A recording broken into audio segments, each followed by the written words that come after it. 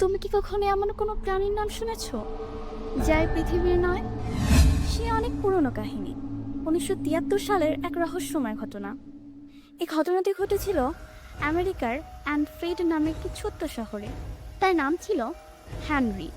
সেদিন রাতের কথা, হেনরি তার বাড়িতেই ছিলেন।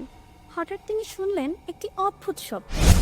তিনি দরজা খুলে বাহিরে তাকালেন, আর তখনই তিনি দেখলেন একটা ভয়ঙ্কর প্রাণী তার আঙিনায় দাঁড়িয়ে আছে।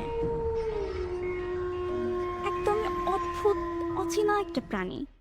তার কথা মতো প্রাণীটির পা ছিল 3টি, হাত 2টি, দেখতে এলিয়েনের কার্টুন যেমন হয় ঠিক তেমন, আর 2টা চোখ আগুনের মতো লাল।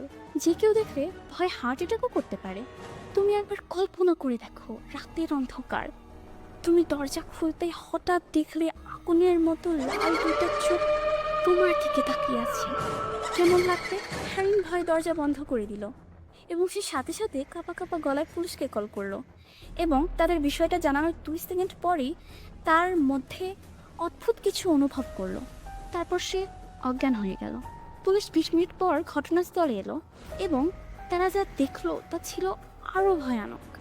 দরজায় আঁচড়ের দাগ ছিল, এমনকি মাটিতে পায়ের ছাপ ছিল। ছাপগুলো দেখতে কুকুরের পায়ের মতো, তবে আঙুল ছিল ছোটা। জ্ঞান ফেরার পর হ্যান্ডের সাংবাদিকদের বলছিলেন, তোমরা এই বিষয়টিকে নিয়ে আর খোঁজাখুঁজি করো না, তারা এই পৃথিবীর নয়। এবং হেনরি তারপর আর এই বিষয় নিয়ে কারোর সাথে কোনো কথা বলতে রাজি হয়নি। আজও সেই প্রাণীর রহস্য উন্মোচন হয়নি। কি ছিল সেটা? ভিন গ্রহের কোনো প্রাণী, জিন বা ভূত, এমন কিছু, নাকি ভয়ঙ্কর কোনো জিনিস? এই বিষয়ে তুমি কি ভাবছো? বেশি ভাবতে যেও না, এখন অনেক রাত। পেছন থেকে কেউ ছুঁয়ে দেওয়ার আগেই ঘুমিয়ে পড়ো। আজকের গল্পটা এই পর্যন্তই, দেখা হবে অন্য কোনো এপিসোডে। আজকের মতো সবাইকে টাটা।